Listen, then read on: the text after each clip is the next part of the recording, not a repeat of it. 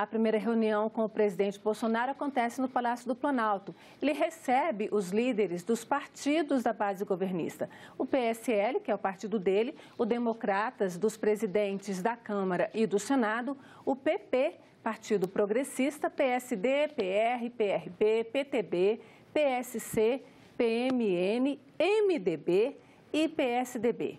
Essa conversa não é simples. A proposta da emenda constitucional, coordenada pelo ministro Paulo Guedes, é mais dura para com os trabalhadores do que a que foi apresentada pelo presidente Temer. Para o trabalhador de nível básico ou mesmo técnico receber uma aposentadoria superior a um salário mínimo, ele vai ter de contribuir por bem mais do que 20 anos, Ani. Por quê, Antônia? É que foi feito um arranjo, uma espécie de um escalonamento. A gente tem um gráfico aqui que eu vou mostrar, que é uma versão um pouco resumida do que foi apresentado pela equipe econômica. Então, pela proposta, o trabalhador que tiver alcançado ali as condições para aposentadoria, que são a idade mínima de 65 anos para homens e 62 para mulheres, e os 20 anos de contribuição que está aqui, esse trabalhador ele só tem direito a receber 60% da média de todas as contribuições que ele fez ao longo da sua vida. Então, ele começa aí, ele começa com 60%, embora já tenha todas as condições.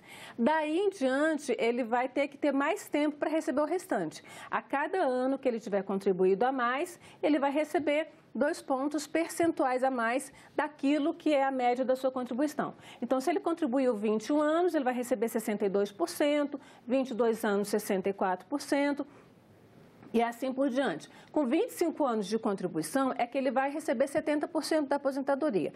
Aí, se ele quiser 80%, ele vai ter que contribuir por 30 anos, 90% com 35 anos, e só quando ele contribui realmente por 40 anos é que ele vai ter direito aos 100% daquilo que é a média das suas totais contribuições durante toda a vida, o que vai atingir, portanto, 40 anos de trabalho no mínimo, 40 anos de contribuição para chegar aí.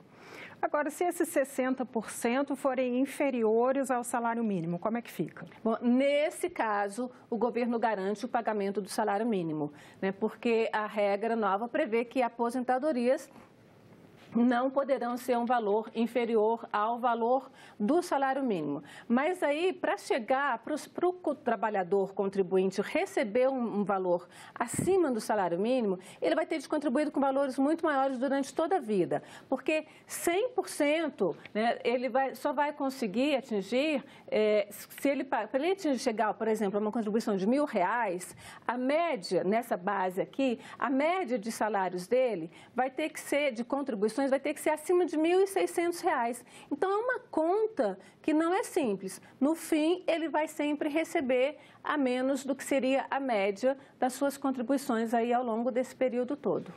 Certo, Antônio. Não é uma coisa fácil chegar a receber uma aposentadoria de 2 salários mínimos para um contribuinte que, ao longo desse tempo todo, não alcançou, muitas vezes, uma contribuição grande. Se é uma empregada doméstica, um trabalhador braçal, normalmente eles contribuem com, no máximo, o salário mínimo. Então, ótimo. E o governo, então, vai ter muita coisa para negociar, né? Essa proposta, ela tem um ponto ainda um pouco mais delicado, porque ela tira as regras da Previdência da Constituição. Esse é um dos pontos mais difíceis de negociação aqui no Congresso. Fazendo isso, tirando da Constituição as regras da Previdência, a estrutura básica da Previdência, facilita muito mais qualquer mudança. E isso muitos parlamentares já têm demonstrado que isso é difícil. Facilita qualquer mudança, não, ao contrário, simplifica qualquer mudança. Não, para o governo fazer uma mudança futura na presidência, basta apresentar uma proposta, por exemplo, um projeto de lei. E aí mas isso não é fácil, né? Então, dos outros pontos polêmicos também é a questão da capitalização, da transformação da Previdência, como é hoje, né, em uma Previdência de capitalização, onde cada um contribui para a sua própria aposentadoria. Essa proposta, esse ponto, ele surge no projeto do presidente Bolsonaro como optativo, mas quem conhece a história da Previdência e do trabalho no Brasil sabe que esse optativo acaba virando obrigatório.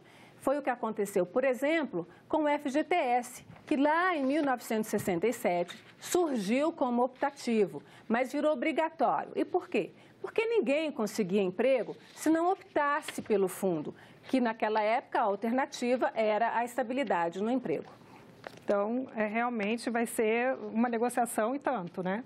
Vai ser uma negociação em tanto. O governo está apostando que aprova no primeiro semestre, mas isso não é uma coisa muito simples, porque, ao contrário do presidente Temer, que em 2016 optou por negociar antes as bases da sua proposta de emenda constitucional com os parlamentares, o presidente Bolsonaro seguiu um estilo diferente, a estratégia que a gente chama de atirar primeiro e perguntar depois. Ele mandou o projeto ao Congresso sem negociar, sem perguntar a opinião da sua base sequer, da sua base parlamentar.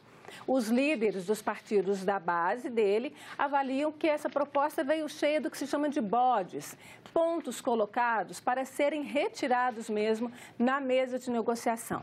Mesmo assim, essa negociação tem um custo.